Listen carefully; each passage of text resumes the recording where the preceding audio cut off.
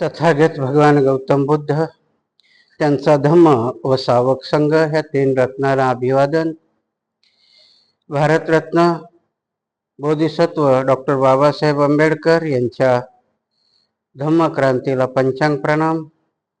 उपस्थित उपासक उपासिका, ऑनलाईन बघणारे उपासक आणि उपासिका यांच्या प्रति मंगल मैत्री व्यक्त करून कार्ल के भगवान बुद्ध हा ग्रंथ आपण वर्षावासामध्ये पठन करायला घेतला. बाबासाहेब तथागताशी कार्ल मार्क्सची तुलना करतात आणि म्हणून त्यातले सिद्धांत आपण बघतोय. असे निवडक 25 सिद्धांत भगवान बुद्धाचे बाबासाहेबांनी ह्या तुलनेकरता घेतले. त्यातले आपण जवळजवळ 22 सिद्धांत बघत आलो. काल आपण बघितलं होतं की कुठलीही गोष्ट विनाकारण घडत नाही. कार्यकारण भाव हा भगवान बुद्धाचा सिद्धांत आहे. मी आताच्या परिप्रेक्षमध्ये समजावून सांगितलं. कारण कार्यकारण भाव, कारण जसे तुमच्या अनाडी लोकांचे फोन येतात तसे परफेक्ट लोकांचेही फोन येतात की म्हणते कार्यकारण भाव तसा नाही. काय होतं, नेमकं पूर्ण प्रवचन आपलं ऐकत नाहीत.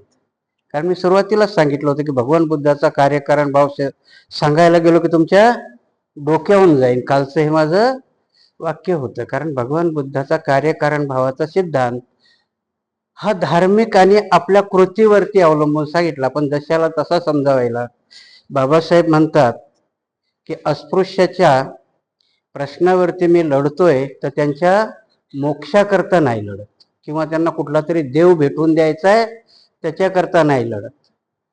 मग आता बाबासाहेबासारखीच परिस्थिती आहे का? तर हो, आता ही तीच परिस्थिती आहे. आपण पुस्तकी ज्ञान शिकलो, परंतु व्यावहारिक ज्ञानात शिकलेल्या लोकांना राग येईल, पण अजूनही आपण व्यावहारिक ज्ञानात आणि आध्यात्मिक ज्ञानात अनाडीच आहोत. आणि त्याच्यामुळे मग आताही आपल्याला ग्रंथ जशाला तसे वाचून भागतील का? भगवान बुद्धाला बाबासाहेब शरण गेले. भगवान बुद्धांनी पंचशील दिलं होतं ना. बाबासाहेब तेवढ्यावर शांत बसले का? नाही बसले. 22 केल्या. 5 शिलाच्या किती प्रतिज्ञा केल्या? 22 केल्या. कारण त्याची अत्यंत गरज होती. पंचशील अस्तित्वात असतानाही परत वर्ण 17 अजून दिल्या. मग काय काय म्हणतील, त्याच नव्हत्या आम्हाला पाळतायत, अजून आवारच्या 17 कशा पाळायच्या? येतं की नाही डोक्यात की आमची बुद्धी एवढीशी, अजून त्याच्यात तुम्ही काय काय कोंबता? मग आम्हाला ते परवडेल का?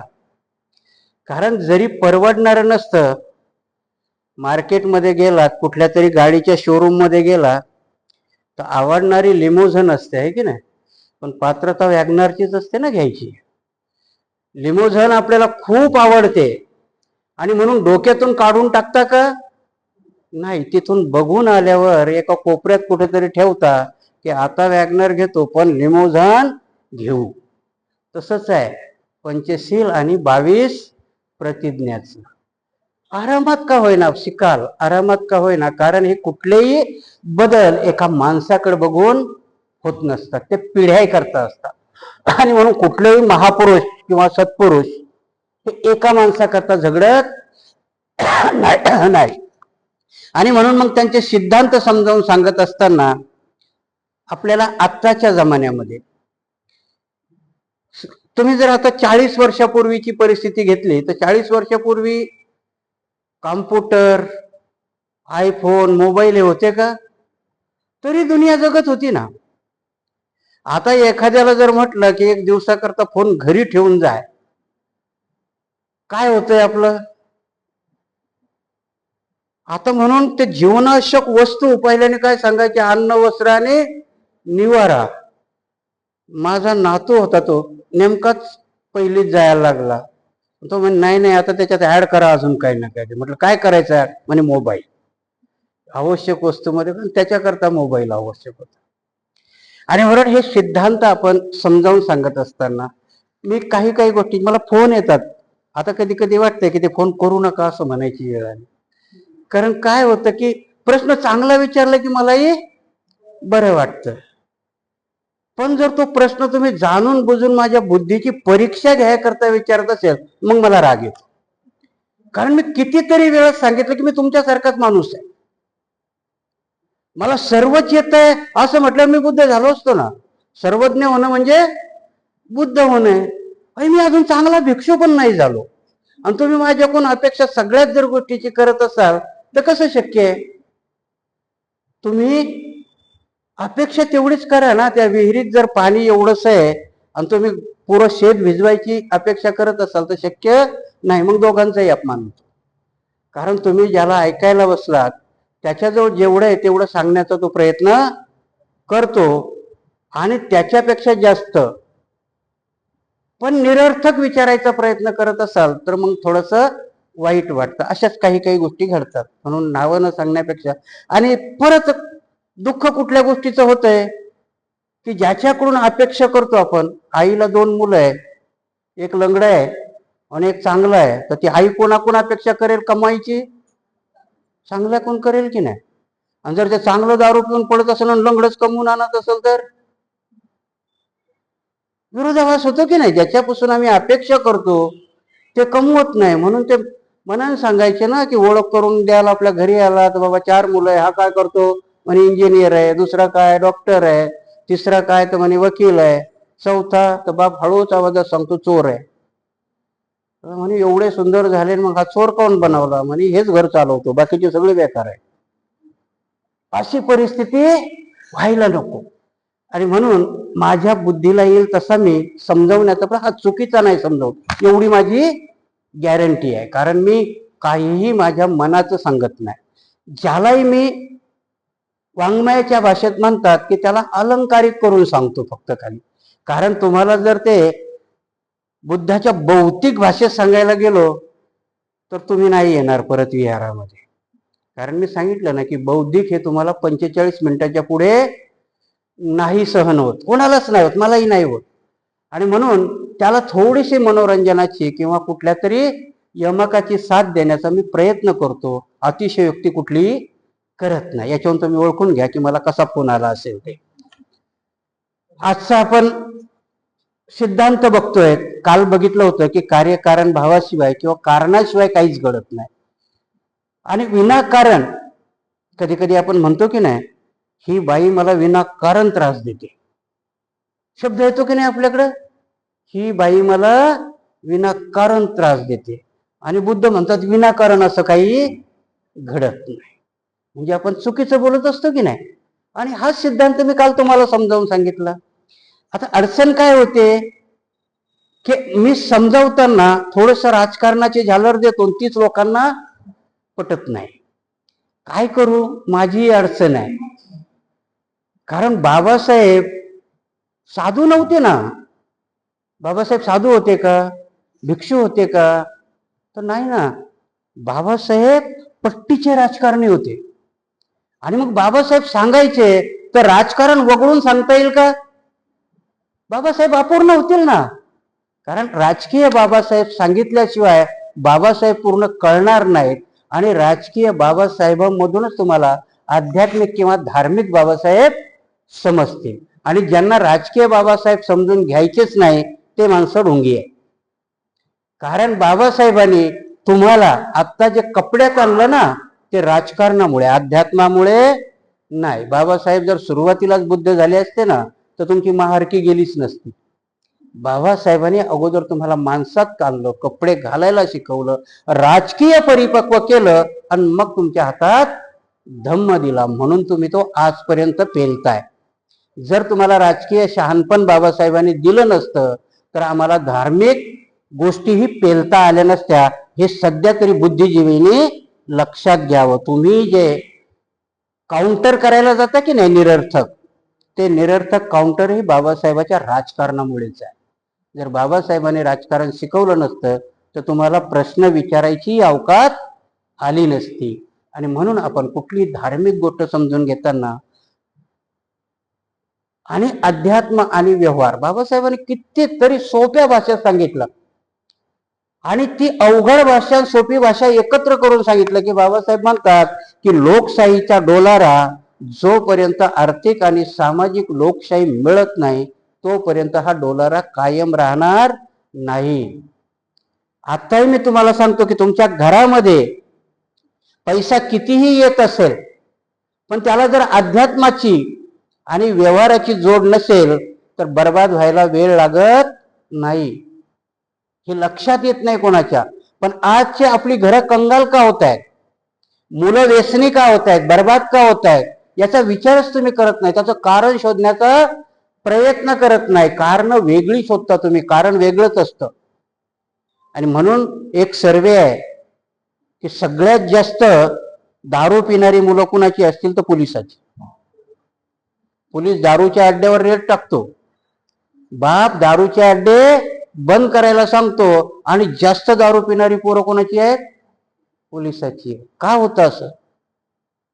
कारण त्यांच्या घरामध्ये ते नाहीये का? नाही. म्हणून इथे आम्हाला कारण मिळत नाही. त्या बाल वयातली आणि जवान वयातली जेव्हा त्यांची मनाची सुप्तता तुम्हाला शोधावं लागेल, तेव्हा जी गोष्ट तुम्ही करू नका म्हणता ती उफाळून वर येते. आणि मग आमचा करू नका म्हणण्याचा टोन बदलला पाहिजे की नाही? आमचा करू नको म्हणण्याचा टोन दादागिरीचा असतो. आणि म्हणून तो दादागिरीचा टोन आता तुम्ही कानावर आलं की नाही तुमचा? झेन झे, झेन अल्फा. झेन अल्फा म्हणजे ते बारीक बारीक पोरं. बघा, हे आंदोलन तुमच्या घरापर्यंत येणार आहे. लक्षात येऊ चाहे ना येऊ, परंतु तो नुसता जंतर मंतरवर बोंबलणार नाही. उद्या ते झेंजे म्हणजे 5वीत जाणारं पोरगही तुम्हाला म्हणणार या शाळेत मी जात नाही, कारण ती पडकी आहे. आणि तुम्हाला तिथे ते शहाणं करण की तुला आंदोलन करण्याची गरज आहे, मला पडक्या शाळेत धाडू नकोस. हे आम्हाला जेव्हा कळत नाही, कारण ते नाही आलं नरेंद्र मोदीच्या लक्षात. तो त्याच्यात राहिला की लोकांना घाबरवलं की लोक घाबरतात. घाबरतो कोण? की ज्याच्याकडे घाबरण्यासारखं काही असतं. या पोराईकडे काय आहे घाबरण्यासारखं? ते कशाला घाबरतील? इडी बिडी काय लावणार आहे त्याच्या पाठीमागे? त्यांच्या नावावर अजून काही नाहीच आहे. हे जोपर्यंत आपल्या लक्षात येत नाही, हाच धडा आम्हाला आमच्या घरात घ्यावा लागेल की आम्ही आरामात आहोत, की धम्माची आम्ही हेळसांड करतोय. धम्म आम्हाला कळत नाही. मी धर्माची गोष्ट करत नाही, धम्माची गोष्ट करतोय. कारण अजून आमच्या डोक्यात धर्म आणि धम्म गेलाच नाही. म्हणून बाबासाहेबाला कार्ल मार्क्स आणि बुद्धाची तुलना करावं लागली. कारण कार्ल मार्क्सने धर्म वाचले आणि धर्म वाचून त्याच्या डोक्याने ठरवलं की धर्म ही आपूची गोळी आहे. त्याचं एक प्रसिद्ध वाक्य आहे, तो म्हणतो धर्म ही आपूची गोळी आहे. जो जो धार्मिक होतो तो बेशुद्ध होतो, म्हणजे बुद्धी त्याची काम नाही करत असं. आणि बाबासाहेबाला बुद्ध आणि कार्ल मार्क्सची तुलना करावं लागली. कारण बुद्धांनी धर्म नाही सांगितला, बुद्धांनी धम्म सांगितला. त्यांचाच आजचा सिद्धांत आहे की कोणतीही गोष्ट कायम अथवा सनातन नाही. प्रत्येक गोष्ट परिवर्तनशील आहे. अस्तित्व हे नेहमीच घडत असते, किंबहुना परिवर्तनशीलता हा जगाचा नियम आहे. आपण ह्या सिद्धांताला 3 भागात करू. पहिली गोष्ट की कोणतीही गोष्ट कायम नाही, ती सनातन नाहीच आहे. अडचण काय होते की मी जसं तुम्हाला म्हटलं की नाही, की आपण कारण शोधताना काय कारण शोधतो? की हे सगळं अस्तित्वात आहे, हे कायम आहे हे समजून कारण शोधतो, आणि मग कारण सापडत नाही. आई मूल रडायला लागलं की आता त्याच्या हातामध्ये हळूच मोबाईल लांबवते, लावून देते त्याला. कारण त्या आईने कारणाचा शोध वेगळा लावला. अंतिमतः त्याला काय समजलं त्या बालकाला की मोबाईलमुळे ते चूप राहतं. ऍक्च्युली ते मोबाईलमुळे चूप नाही राहत, त्याला तुम्ही ते ऍक्टिव्ह केलेलं आहे. आणि म्हणून कोणतीच गोष्ट कायम नाही, याला कसं बघता येईल? आणि सनातन नाही. ह्या गोष्टी जर बघायच्या असतील तर बाबासाहेबांनी आम्हाला पहिला धडा दिला आमच्या पूर्वजाला की बाबा रे, तुझ्या खंडोबाला जातो आणि डोक्याची केस देतो, तो खंडोबाच नाही. कायम नावाची ती गोष्टच नाहीये. मग जेव्हा बाबासाहेबांनी सांगितलं ते खरंच आमच्या बापदादाला लगेच पटलं असेल का? पटलं नाही. पण बाबासाहेब त्याला वेगवेगळ्या पद्धतीने समजावत गेले की ज्या खंडोबाला तू जातो, जी देवी तुझ्या घरामध्ये आहे, ती कधी अस्तित्वातच नव्हती. आणि म्हणून तिला तुझे वाहात आणलं, जे तुझ्या डोक्यात बसवलं, ही भ्रामक कल्पना आहे. आणि म्हणून इथे ते सनातन. सनातनचा बी आता खूप मोठा अर्थ वेगळंच राहील. तुम्ही जर हिंदू लोकांना गेले का त्यांना हिंदू म्हणणं सोडून दिले. काय म्हणतात ते आता? आमचा धम्म सनातन आहे. सनातनचा अर्थ काय? इथे बाबासाहेब म्हणतात असं काही सनातन बिनातन काही नसतं. पण बुद्ध धर्मामध्ये, बुद्ध पदामध्ये भगवान बुद्धांनी एक गाथा म्हटलेली आहे की वैरानी वैर मिटत नाही. तर ते कशाने मिटतं? प्रेमाने मिटतं. आणि हाच धम्म सनातन आहे. सनातनो म्हटलं त्यांनी. सनातनोचा अर्थ सनातन आहे. काय होतं त्याचा अर्थ? की ते मागे गेलं तरी तीच गोष्ट आहे, मधात आलं तरी तीच गोष्ट आहे, पुढे तीच गोष्ट घडणार. याला सनातन म्हणायचं की ते कधीच मिटणार नाही. भगवान बुद्ध कशाला म्हणतात सनातन? की वैरानी वैर मिटत नाही. तुम्ही जर मला शिवी दिली तर मी शिवी देईन. तुम्ही मजबूत आहात, मला एक झापड मारली आणि मी जर कमकुवत आहे, मारणार तर नाही, पण आत वैर कायम आहे. जेव्हा केव्हा बदला घ्यायची वेळ येईल तेव्हा मी तो घे. वैर मिटतं का त्याने? नाही मिटत. पण त्याने मारली आणि मी म्हणतो की जाऊ दे, आता तू मारली, तुला माफ करतो. खंडित तिथंच होतं. ते बुद्धाच्या म्हणजे पहिल्या बुद्धाच्या काळातही होतं, भगवान बुद्धाच्या काळातही तेच होतं. वैरानी वैर मिटत नव्हतं. आणि येणारे लाखो बुद्ध जरी आले तरी तेच राहणार आहे. वैरानी वैर मिटणार नाही. याला म्हटलं सनातनो. त्याला काय म्हटलं? सनातन. तिथे भगवान बुद्ध म्हणतात की नष्ट होतं, उगवतं, त्या गोष्टीला हाच धर्म लागू आहे. वेगळा धर्म लागूच शकत नाही. वैराने वैर मिटूच शकत नाही. आणि म्हणून जिथे बाबासाहेब म्हणतात की भगवान बुद्धाच्या धम्मामध्ये सनातन असं काही नाही. कुठल्या गोष्टीला सनातन काही असं नाहीये की तुम्ही ज्या कृती करता, तुम्ही ज्या घडता, म्हणून सनातन असं काहीच नाही. पण सनातनो म्हणजे काही सिद्धांत, दुनिया मिटली, आता समजा दुनिया संपली, परत दुनिया निर्माण झाली, तर तो नियम त्या दुनियेला लागू असेल. संपलेल्या दुनियेबरोबर तो जाणार नाही. आम्ही संपलो तरी वैर किती संपलं. म्हणून भगवान बुद्धाचे सिद्धांत समजायला खूप अवघड असतात आणि एकदा का समजले की मग मात्र खूप सोपे असतात. ते समजेपर्यंतच अवघड असतात. म्हणून ते गाडगे बाबा काय म्हणतात की नाही, त्यांचा नियम कधी आपल्या लक्षात येत नाही. खूप सुंदर कविता लिहिली गाडगे बाबांनी. एकही वर्गात नाही गेले, त्या देवाच्या याला सुंदर कविता लिहितात. की म्हणतात मंदिरापुढे इज्जत लुटली, हा बघत बसला पोरीला. कोणाला लिहितात ते? त्या देवाला. मंदिरापुढे इज्जत लुटली, हा बघत बसला पोरीला, रक्षण करतो म्हणाला आणि स्वतःच गेला चोरीला. काय म्हणतात गाडगे बाबा? केवढं मोठं तत्वज्ञान सांगतात की मंदिरापुढे इज्जत लुटली, हा बघत बसला पोरीला, रक्षण करतो म्हणाला आणि स्वतःच गेला चोरीला. हातामध्ये धारदार शस्त्र असताना चोरा मागे धावला नाही आणि कुठे राहतो कोणास ठाऊक अजून काही घावला नाही. किती सुंदर वर्णन आहे त्यांच्यावाला की काहीच अस्तित्वात नसतं. तुम्ही ज्या देवाला भजता, बघितलं असेल की त्या कठुआमध्ये किंवा त्या काश्मीरमध्ये एका 9 वर्षाच्या पोरीवर मंदिरात बलात्कार होतो. जर तो खरोखर अस्तित्वात असता तर पोरीवर बलात्कार केला असता का? त्याने होऊ दिला असता का? आणि म्हणून न शिकलेल्या गाडगे बाबाचं तत्वज्ञान किती चपलक लागू पडतं तिथं. आपण आपल्या डोक्यात ते घेतच नाही. आणि म्हणून कुठली गोष्ट सनातन आहे आणि कुठली गोष्ट सनातन नाही याचं आम्हाला भानही राहत नाही. त्या देवाला पुजतो आम्ही, त्या साईबाबाला पुजतो आम्ही, काय समजून? की तो सनातन आहे, अस्तित्वात आहे. भगवान बुद्धांनी सांगितलं मीही अस्तित्वात नाही, निर्वाण पावला, आता संपलं. अत्तदीप भव. तुमचं तुम्हालाच करायचंय. कुठलाही खंडोबा, कुठलाही साईबाबा, कुठलाही बालाजी तुमच्या त्या याला धावून येणार नाही. आणि एवढं सुंदर तत्वज्ञान असताना आम्ही मात्र त्याच्या विरुद्ध दिशेला जातो. आणि मग आमचा एक प्रोफेसर मला फोन करतो, भंतीजी पुस्तकात नाही, तुम्ही कुठून आणता? म्हटलं मी इथून आणतो. आता हे पण नाही ना पुस्तकात, कुठल्याही पुस्तकात नाही. आणि शिकला सवरलेला माणूस विचारतो, भंतीजी तुम्ही कुठून आणता? कुठून आणता हे तुमच्या जवळही आहे, पण तुम्हाला कळत नाही आणि म्हणून आम्हाला सांगावं लागतं. मास्तरची गरज का पडते? की समोर दिसत असलेलंही त्याची व्याख्या आम्हाला येत नाही, म्हणून मास्तरची गरज असते. धम्मामध्येही तेच की बौद्ध धम्माची लयाला का गेलं, बाबासाहेबांनी त्याची व्याख्या केली की बुद्ध धम्म इथून का गेला, कारण सांगणारा शिल्लक ठेवला नव्हता. भिक्षू लोकांच्या कत्तली केल्या होत्या. आणि आजही तुम्हाला सांगतो की आमचा भिक्षूकडे पाहण्याचा दृष्टिकोन एवढा होता आहे. मी काल गेलो होतो एका ठिकाणी पुण्यतिथीच्या कार्यक्रमाला. खूप क्वालिफाईड लोक आली होती आणि त्यात असा ग्रह असतो लोकांचा की भंतीजीला गाथा म्हणतील आणि जातील. मी त्यातला भंतीजी नाही, मी गाथा कमी आणि बोलतो जास्त. मग ते अडचण होते. आणि मग माझं प्रवचन ऐकल्यानंतर हळूच एक एक जण उठून नमस्कार करायचा.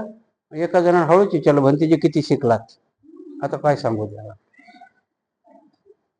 असं नाही त्यांचं, कारण आम्ही जे अपेक्षा करतो आणि मग त्या अपेक्षेच्या पलीकडचं काहीतरी आम्हाला जेव्हा दिसतं, मग तेव्हा आम्ही आश्चर्यचकित होतो. आणि त्याला ज्ञानचक्षु किंवा ज्ञान कर्णेंद्रिय म्हणतात. की आम्हाला काही गोष्टी अपेक्षा असतात. जर समजा तुमच्या मुलाला 10वी पास झालाय, त्याची अपेक्षा सायकलची असेल आणि तुम्ही बाईक दिली तर अपेक्षेच्या पलीकडचं मिळतं की नाही. ह्याच गोष्टी आहेत धम्मातल्या की माझ्या अपेक्षेच्या पलीकडचं जर मला काही मिळत असेल तर मग मी त्याला चमत्कार समजतो. आता विहारामध्ये एक चमत्कार झालाय बघा. आमच्या 5 बोधी वृक्ष आहेत तिथे आणि रात्री एका बोधी वृक्षाची सगळीच पानं गळाली. काय ते कोणालाच कळाना. आता तुम्ही येऊन बघा श्रावस्ती बुद्ध विहारामध्ये एका बोधी वृक्षाला पानच नाही राहिली, खाली पूर्ण सडा पडलाय त्या पानाचा. आता याला जर तुम्ही बघायला गेले तर तुम्ही कोणी कोणी काय काय कारण लावेल की नाही. आता ते एखाद्या वेळेस भूमीचं कारण असेल, वातावरणाचं कार्य असेल, पण अपवाद आहे. कारण शिशिर ऋतूमध्ये पानगळ होते, वसंत ऋतूमध्ये पालवी येते. आता शिशिरही नाही आणि वसंतही नाही, पण त्या बोधी वृक्षाची सर्व पानं, हिरवी पानं खाली पडली. तुम्ही येऊन बघा, तिथं सगळा पानाचा सडा आहे खाली आणि फक्त काड्या उभ्या आहेत. मग कधी कधी वाटतंय की खाली जमिनीमध्ये त्याला कुठले तरी विषारी क्षार तर नसतील झाले त्या मुळाला. कारण बॉटनीचे आपण विद्यार्थी नाही, ते बॉटनीवाल्याला कळेल. बॉटनी म्हणजे वनस्पती शास्त्रवाल्याला कळेल की काय आहे त्याचं शास्त्र. आणि म्हणून इथे एक सिद्धांत लागतो की भगवान बुद्धांनी सांगितलं की झाडही सजीव असतं. कारण झाड सजीव असतं. भगवान बुद्धाने योनीचे 3 प्रकार सांगितले. एक अंड्यामध्ये जन्म घेतो माणूस, एक गर्भामध्ये घेतो आणि एक मुळामध्ये घेतो. भगवान बुद्धांनी 2700 वर्षापूर्वी सांगितले आणि त्याच्यावरती बॉटनी उभी राहिली. म्हणून मी कधी कधी म्हणतो की नाही की भगवान बुद्धाचा धम्म विज्ञानावर आधारित आहे, विज्ञानावर आधारित नाही. विज्ञान भगवान बुद्धाच्या धम्मावरती आधारित आहे. एका एका शब्दावरती बरेचसे सिद्धांत आणि बरेचसे शास्त्रज्ञ उदयाला आले आणि त्यांनी शोध लावले. म्हणून मी आज सांगितलं. आता परत 2 गोष्टी आहेत की त्याच्यात आमच्या भंतीजीला आजच PhD भेटणार आहे. 33 बोधी पाक्षे आहे. काल त्यांचा वायवा झाला आणि आज ते PhD घेणार आहे.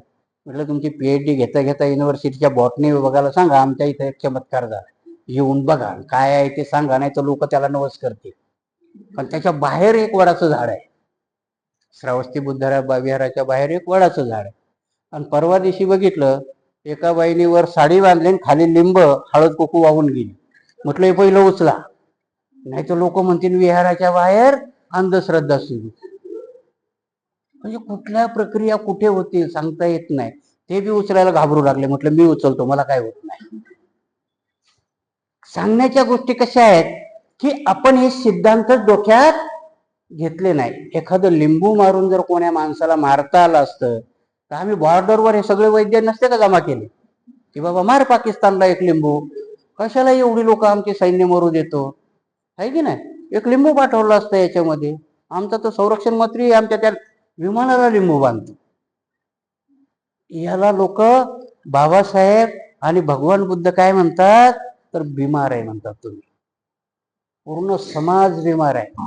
मला वाटतं इथे मी तुम्हाला उदाहरण सांगितलं असेल, माहिती नाही, पण आपला मेंदू कसा बिमार आहे एक छोटस उदाहरण सांगतो. की तुम्ही हॉटेलमध्ये जेवता, सगळेजण जेवता की नाही, कधीतरी जेवता ना. त्या हॉटेलमध्ये हाताने जेवायचं नसते, काटा आणि चमच्याने जेवायचं असतं. आता ती हॉटेल किती वर्षाची आहे पहिलं बघायचं. 25-30 वर्षाची असेल तर तो चमचा पण 10-12 वर्षाचा तर नक्की असणार. आणि त्या 10-12 वर्षात त्या चमच्याने किती लोकांनी खाल्ला असेल? कधी मेंदूने ठरवलंय का? इथं टीबी वाला बी खाऊन गेला असेल, कॅन्सरवाला खाऊन गेला असेल ह्या चमच्याने. येतं का मेंदूत आपल्या थोडं तरी? नाही. आलंच थोडंफार तर लगेच मेंदू सांगतो नाही नाही हे निर्माने धुतल्या जातात, आहे की नाही? मेंदू स्वतःच ठरवून टाकतो हे कशाने धुतल्या जातात, निर्माने धुतल्या जातात, खाऊन येतात. आता घरी या, तुम्ही घरात 4 माणसं आहेत, पण 4 माणसाचे टूथब्रश वेगवेगळे आहेत की नाही? आणि कोणालाच रोग नाहीये.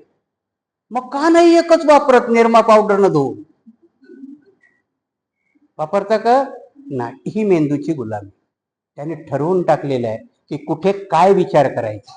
आणि म्हणून आम्ही कुठल्याही सिद्धांताचा विचार न करता गुलामीच्या मेंदूने सगळ्या गोष्टी करत असतो.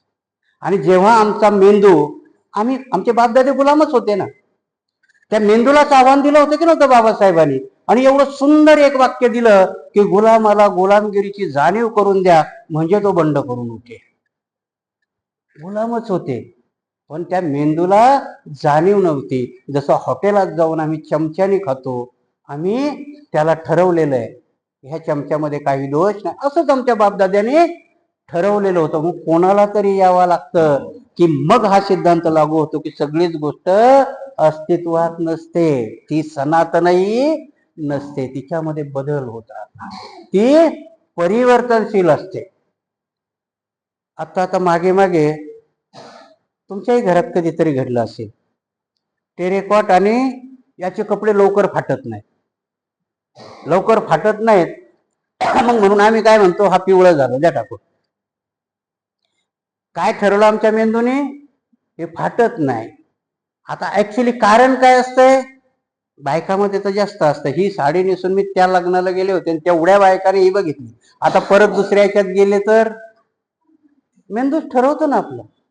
परिवर्तनशीलतेच्या ह्या ज्या गोष्टी आहेत. माझी एक पूर्वाश्रमीची भाऊजाई होती, अनाडी बिचारी, आणि ती खरी बुद्धिमान समजायचो मी तिला. घरी पेपर लावलेला, मग ती रोज पेपर नाही आला की मी थोडा आरडाओरडा करायचो ना. मग ती म्हणायची एवढे कशाला ओरडायचं, तो एकच पेपर रोज वाचायचा, काय बिघडते? तिच्या बुद्धीची तुम्ही हसलात, पण तिला कळलं नव्हतं ना की रोज पेपरात काही काही नवीन येतंय. हे तिला माहित होतं का? नाही. म्हणजे वाचायचंच ना, मग एकच पेपर रोज वाचायचा, काय बिघडतं तिच्या? कारण तिच्या मेंदूने ठरवलेले परिवर्तनशीलता तिला माहिती नव्हती. आणि म्हणून ह्या परिवर्तनशीलतेला आपल्याला जागृत करण्याकरता भगवंताचा हा सिद्धांत कळला पाहिजे की जगात काहीही स्थायी नाहीये, ते बदलत राहतं. आणि बदलत राहतं म्हणून मलाही बदललं पाहिजे, सनातन नाही काय. आणि मग अडचण कुठे होते की जेव्हा आम्ही बदलायला तयार होत नाही, स्वीकारायला तयार होत नाही, आणि मग मात्र आमचा लोचा होतो. आणि मग इथं सिद्धांताला, आता या सिद्धांताला आपण कम्पेअर करणार आहोत कोणाबरोबर? कार्ल मार्क्स बरोबर. बाबासाहेब का हा सिद्धांत घेतला असेल भगवान बुद्धाचा की कुठलीही गोष्ट सनातन नाही, ती गोष्ट बदलते. म्हणून याचा आपण दुसरा पार्ट जर बघितला की प्रत्येक गोष्ट परिवर्तनशील आहे. आता प्रत्येक जवान माणूस त्याने ठरवलेलं असतं, पण त्याने जर विचार केला की मीही म्हातारा होणार आहे, आता इथे बसलेल्यापैकी कोणीतरी म्हातारा म्हणायला तयार आहे का? नाही. मी म्हणतो 66 वर्षाच्या पुढे गेलो, मी म्हातारा आहे. म्हातारा असलो तरी मात्र मी परिवर्तनशील जवान आहे, कारण मी ते ऍक्सेप्ट करतो. आपण स्वतः जर स्वीकार केलं की ही अवस्था आहे, आपण अवस्था म्हणून स्वीकारतोय का? नाही स्वीकारत. आजही आपल्या शरीराला आपण स्वीकारायला तयार होत नाही. आणि मग अडचण काय होते की म्हातारी बाई बाथरूम मध्ये जवानीच्या रोलनं जाते, पडते आणि पाय मोडते. जेव्हा आम्ही ठरवलं की शरीर आणि मन ह्या दोन वेगळ्या क्रिया आहेत, आणि ह्या दोन्ही क्रिया काही कालांतराने या प्रगल्भ होत जातात, प्रगल्भ होता होता त्या शरीराची ठेवण मात्र ठिसूळ होऊन जाते. आणि ह्या गोष्टीला जेव्हा नाकारायला लागतो तेव्हा सिद्धांत आमच्या लक्षात येत नाही. शेवटची प्रक्रिया काय असते माणसाची, की जेव्हा आमचे हातपाय चालत नाही, कधीतरी कोणी विचार केलाय का की मी आजपासून 2 महिन्यांनी बेडवर पडणार आहे, असं जरा डोक्यात आणून बनावर काय होईल परिस्थिती. आपण आपली कारण आपल्याला माहिती नाही अजून 2 महिन्यांनी काय होणार आहे, परिवर्तन आपल्याला अजून कळलं नाही. कधीतरी आपल्या बालपणाचा जर ठेवला असेल तर अल्बम काढून बघा आणि आताचा फोटो त्याला लावून बघा, खूप मोठी परिवर्तनशीलता तुम्हाला लक्षात येईल. मग ती विचारही करायला लावेल आणि अंतर्मुख करायलाही भाग पाडेल. कारण आम्ही आमचं अस्तित्व आणि कारण काय झालं नेमकं भानगडी, भगवान बुद्धांनी आपल्याला वर्तमानात जगायला सांगितलं. बुद्धिजीवी लोक आहेत म्हणून थोडंसं डोक्यावून जाणारं बुद्ध, वर्तमानात जगायला सांगितलं आणि वर्तमान अस्तित्वात नसतो, सगळ्याला अडचण होईल की नाही. भूतकाळाला पिरियड आहे, भविष्यालाही पिरियड आहे, वर्तमानाला पिरियड नाही, त्याला क्षण आहे फक्त. मी काय बोललो ह्या क्षणापूर्वीचं वाक्य भूतकाळात गेलं. आणि म्हणून वर्तमानात जगणं म्हणजे क्षणात जगणं आहे. तो क्षण जर पकडता आला तर बुद्धाचं तत्वज्ञान तुम्हाला समजलं. कारण प्रत्येक जण म्हणतात की वर्तमान काळात जगायचं, वर्तमान काळ एवढा सूक्ष्म आहे की त्याला पकडायला आपली बुद्धी कधी कधी तोकडी पडते. आणि ह्याच वर्तमान पकडण्याचं टेक्निक भगवान बुद्ध शिकवतात. परिवर्तनशीलता ही वर्तमानाची पायरी आहे आणि म्हणून कुठलाच माणूस वर्तमानात जगत नाही, तो एक तर भूतकाळात जगतो किंवा भविष्य काळात जगतो. दुःख जर निर्माण होत असेल तर तो आपल्या भूतकाळातल्या दुःखाच्या गोष्टी आठवत असतो आणि कुठेतरी सुख अनुभवायचंय म्हणून भविष्यात इमले बांधत असतो. आणि हा सिद्धांत समजायला आम्हाला वर्तमान काळात जगता आलं पाहिजे, क्षणिक जगता आलं पाहिजे की यस आता काय होणार आहे. आणि हे क्षणिक तुम्हाला जगता आलं तर भविष्य, भूतकाळ हा शिकण्याकरता आणि भविष्य कर्तृत्व गाजवण्याकरता ह्या क्षणातूनच जावं लागतं.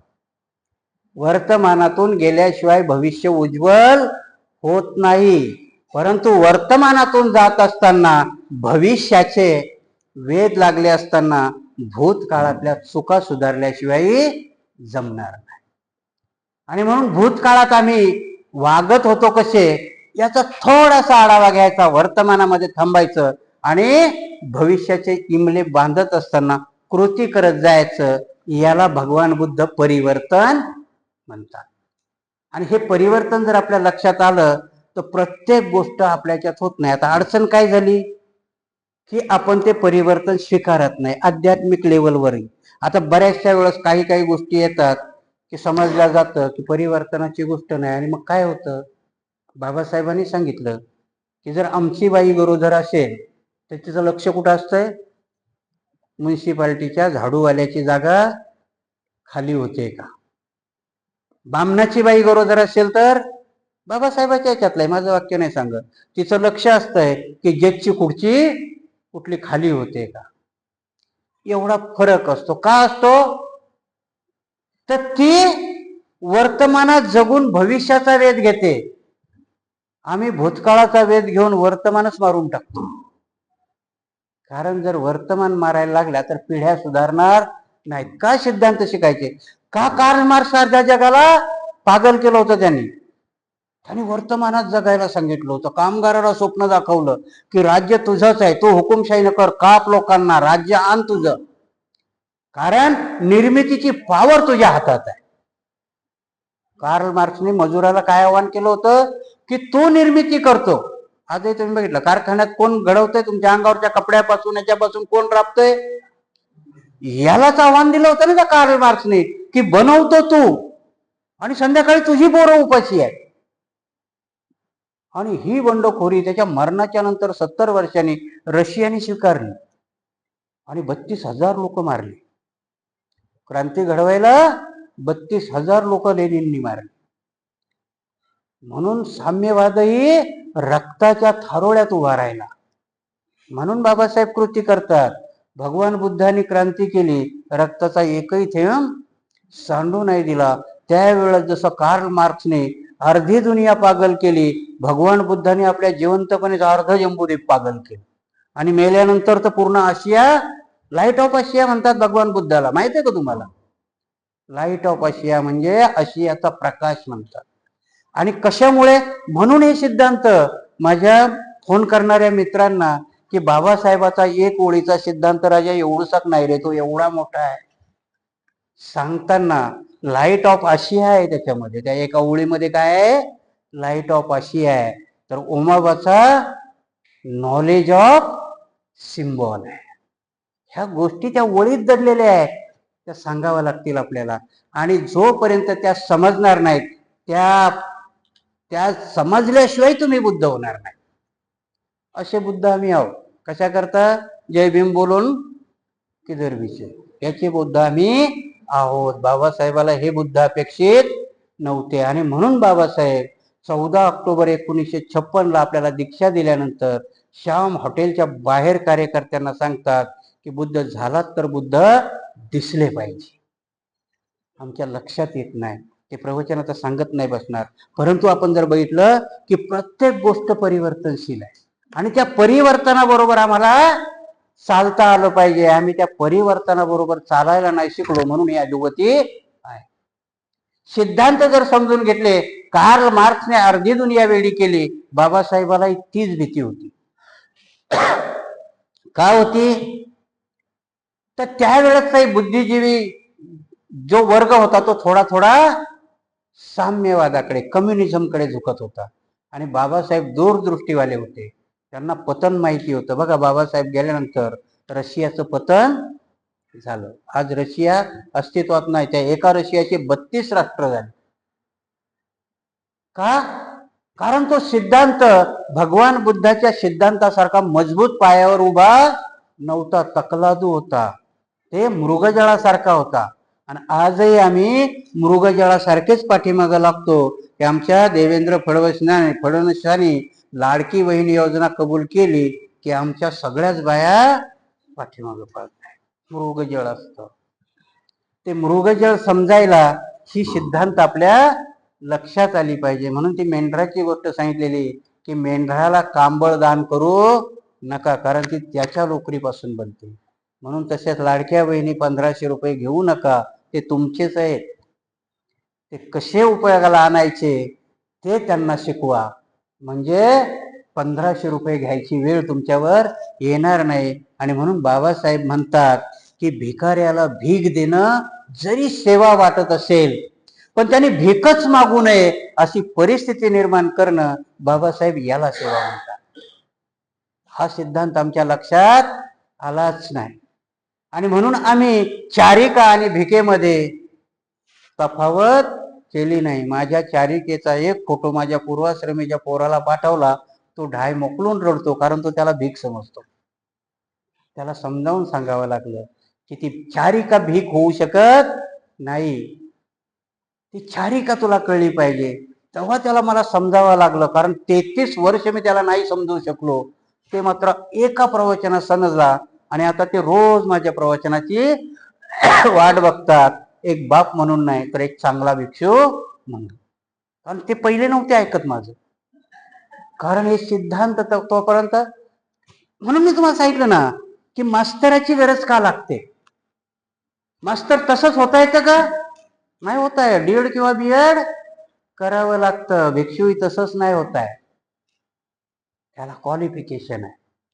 तुम्ही पीएचडी असाल, काही असाल. मी सांगितलं की आता आमच्या भंतेजीला उद्या आज भेटली असेल मला वाटतं पीएचडी, पण त्या पीएचडी पेक्षा तुम्ही उपसंपादित व्हायला लायक झालात का, ही खूप मोठी डिग्री असते त्या पीएचडी पेक्षा. आणि म्हणून मला माझ्या वडिलांचा ते शब्द आठवतो की भंतेजी होत आहे नक्की व्हा, पण चांगले व्हा. त्या चांगल्याचा शोध मी अजूनही घेतोय. जेवढं होता येईल तेवढा आपण प्रयत्न करूया. तिसरा आपण त्याच्यातला पाडला की अस्तित्व नेहमीच घडत असतं, पण ते अस्तित्वही परिवर्तनशील असतं. आपली सगळी लढाई कशा करताय आता, की मी कोणीतरी आहे, अस्तित्व दर्शवण्याकरताच आहे की नाही. कारण मला ह्या समाजामध्ये काहीतरी होऊन दाखवायचं, मलाही चांगला भिक्षू व्हायचंय, अस्तित्वाची लढाई आहे की नाही. पण ते अस्तित्व घडवत असताना माझ्या डोक्याला जर परिवर्तनशील समजत नसेल तर माझ्या अस्तित्वाला काही किंमत नाही. घर बांधलंय ना तुम्ही सगळ्यांनी, बंगला बांधलाय की नाही. खरा बंगला बांधणारा काय करतोय, वरच्या मजल्याला चाल सोडून देतो की भविष्यात पण एखादा मजला मला वर चढवावं लागेल. याला म्हणतात परिवर्तन. जो वरची चाल सोडत नाही ना, मग त्याला अर्ध तोडावं लागते, नंतर चाल निर्माण करता येते. पण जो परिवर्तनशील आहे, घर बांधताना तो चाल सोडून देतो की कधीतरी मला नाही बांधता आलं तर माझा पोरगा बांधेल. याला परिवर्तन म्हणतात. अस्तित्व स्वतःचही घडवत असताना त्याला परिवर्तनशील म्हणजे माझ्यापासून काय प्रेरणा मिळेल, मी निष्ठाच होण्याचा अर्थ आहे का. मला सांगा, अण्णाभाऊ साठे, वामनदादा कर्डक काहीच शिकले नाही. शिकण्याचं पॅरामीटर काय घेतलं तुम्ही, युनिव्हर्सिटीत जाऊन डिग्री घेणं. ह्या माणसाने ते पॅरामीटरच तोडून टाकलं ना. त्या युनिव्हर्सिटीमध्ये त्यांच्यावर पीएचडी होते की जे शिकलेच नाही, त्यांच्यावर पीएचडी होते. आणि मग काय म्हणायचं, शिक्षण कशाला म्हणायचं. कारण त्या लोकांनी स्वतःचं अस्तित्व घडवलं पण चाल सोडून दिली. मी तर घडलो पण माझ्यापेक्षाही कसं सुंदर घडता येईल म्हणून नामदेव ढसाळाची गोलपीठा ही कविता संग्रह आजही एमएच्या पोरांच्या अस्तित्वाला आहे ना. वर्ग 5 फक्त नामदेव ढसाळ, पण त्यांची गोलपीठा कादंबरी एमएच्या पोरांच्या याला. अण्णाभाऊ साठे 1.5 दिवस गेले, वामन कर्डक शाळेतच नाही गेले. आणि एवढी मोठी प्रतिभा, तुम्हाला जर कोणाला म्हटलं एखादं गाणं लिहा तर लिहिता येईल का. ग्रॅज्युएट आहात ना तुम्ही सगळ्याजण, नाही लिहिता येणार. कारण तुमची धडपड अस्तित्व निर्माण करण्याची आहे, कोणती चाल सोडण्याची नाहीये. माझ्यापासूनही प्रेरणा घेऊन कोणीतरी चांगला होईल. ज्या दिवशी सासू ठरवेल त्या दिवशी सासू सुनाचं भांडण होणार नाही. माझ्यासारखी आदर्श सासू ही पण होईल. ज्या दिवशी हिच्या मनात येईल त्याला परिवर्तन म्हणतात. येतं का आमच्या मनात, नाही. मी माझ्या सासूचे पाय दाबले, मेली हिनं पण माझे दाबले पाहिजे. कशी आदर्श सासू होती, परिवर्तन आलं पाहिजे. आदर्श सासू त्या दिवशी होईल की मी मेल्यानंतर ही माझ्या पोरीपेक्षा पण जोरात रडली पाहिजे. नाटकीपणानं रडायला काय हरकत नाही, रडतील जोर जोरात, पण जो उमाळा यायला पाहिजे आतून तो येणार नाही. केव्हा येईल तो, किती तुम्हाला आई वाटली असेल, तिला जर खरोखर आई वाटली तर ती रडेल. आणि हे परिवर्तन आल्यावर ती तिच्या येणाऱ्या सुनेकरता आदर्श सासू बनेल. परिवर्तनाचे धडे घ्यायचे तर ह्या सिद्धांतातून घ्यावा लागतात. आणि मग एकदा सिद्धांत परिवर्तनाचा कळाला की आदर्श समाज निर्माण व्हायला वेळ लागत नाही. आणि म्हणून माझ्या शिकल्या सवरलेल्या लोकांना सांगतो की फोन करताना विचारून घ्या, त्या ओळीत हे सगळं सामावलेलं असतं रे बाबा, लिहिलेलं जरी नसेल तरी हे सगळं त्याच्यामध्ये आहे. आणि त्या ओळीचे एवढे सामान्य अर्थ नाहीयेत. आणि म्हणून मी पहिलंच पेज, आज आपण 26 दिवस झाले एकच पेज वाचतो, कारण याच्या पाठीमागच्या त्या प्रेरणा आहेत. मला एवढासा बाबासाहेब कळालेला आहे, जर परिपूर्ण कळाले तर आपण काय करू. म्हणून तो तुम्ही मी सगळ्यांनी मिळून समजून घेण्याचा प्रयत्न केला पाहिजे. त्यालाच परिवर्तन म्हणतात. आणि हाच सिद्धांत भगवान बुद्धाने 2600 वर्षापूर्वी मांडला. त्याचाच आधार बाबासाहेब घेतात. कोणाची वाक्य आहे ते, बुद्धाची आहेत ना. बाबासाहेब लिहितात फक्त, बाबासाहेब हे सिद्धांत करतात. आणि ह्या एवढ्याल्या ओळी लिहायला त्यांना किती अभ्यास करावा लागेल. मी 1 तास सांगतो तर आमच्या बुद्धिजीवींना आवडत नाही.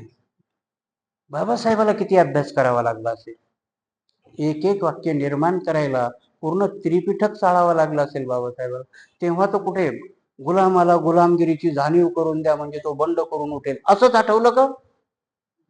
39 देशातल्या गुलामाच्या याचा अभ्यास केला होता बाबासाहेबांनी. त्याच्यामध्ये ते एक उदाहरण देतात की एका देशातल्या एक पंतप्रधान झाला आणि त्याला दया आली, जेलमध्ये सगळीच लोक सोडून दिली. बाबासाहेब म्हणतात की 15 दिवसानं ती परत आली जेलमध्ये, म्हणे आम्हाला बाहेर नाही जमत, कारण त्यांना अंधाराची सवय झाली होती. त्या गुलामगिरीला परिवर्तन सहन झालं नाही. ज्याला अंधाराची सवय आहे तो मोकळ्या हवेत श्वास घेऊ शकत नाही. आणि म्हणून ते वाक्य आलं, कारण त्यांना जाणीवच नव्हती झाली तो गुलाम आहे त्याची. आणि म्हणून ते वाक्य निर्माण आलं की गुलामाला गुलामगिरीची जाणीव करून द्या, तेव्हा तो बंड करून उठेल. आणि म्हणून बाबासाहेबांनी महार जातीला जेव्हा समजावून सांगितलं तेव्हा ती बंड करून बाबासाहेबाच्या मागे गेली. आणि म्हणून जी बी काही संपदा आज आपल्या जवळ आहे ती त्यांची आपल्या गुलामगिरीला बाबासाहेबांनी केलेलं आव्हान आणि ती समजून घेण्याची आपल्या बापदाद्याची कुवत, हे परिवर्तन त्यांनी अनुभवलं, परावर्तित केलं, कृतीत आणलं. आणि ते जर कृतीत नसतं आणलं तर ह्या सिद्धांताला काही किंमत राहिली असती का? का सिद्धांत आज वाचतोय? कारण अभिमानाने सांगतो की माझ्या बापाने अनाडी असताना मला पोस्ट ग्रॅज्युएट केलं हो, काहीच नव्हतं हे त्यांना, तुम्हाला. कारण त्यावेळेचं अर्थशास्त्र 2 पैसे कमावून घरात आणण्याचं होतं, त्याला बंडखोरी करायला बाबासाहेबांनी शिकवलं. आणि म्हणून आज हे परिवर्तनामुळे सोन्याचे दिवस आहेत. आणि म्हणून आजचा हा सिद्धांत मला वाटते सगळ्यांना समजला असेल. आता याच्या पुढे माझी कुवत नाही समजावण्याची, म्हणून सगळ्यांनी समजून घ्या, त्याप्रमाणे प्रयत्न करा. आणि म्हणून आपल्याला वर्षावासामध्ये काहीतरी साध्य झालं असं होईल. नाहीतर मग आम्ही आलो आणि परत बाहेर गेलं. आणि का सांगतो मी सक्सेस कधी होईल? की तुम्ही तुमच्या वस्तीत गेल्यानंतर तुम्हाला जर विचारलं आज काय ऐकलं, रामायणासारखं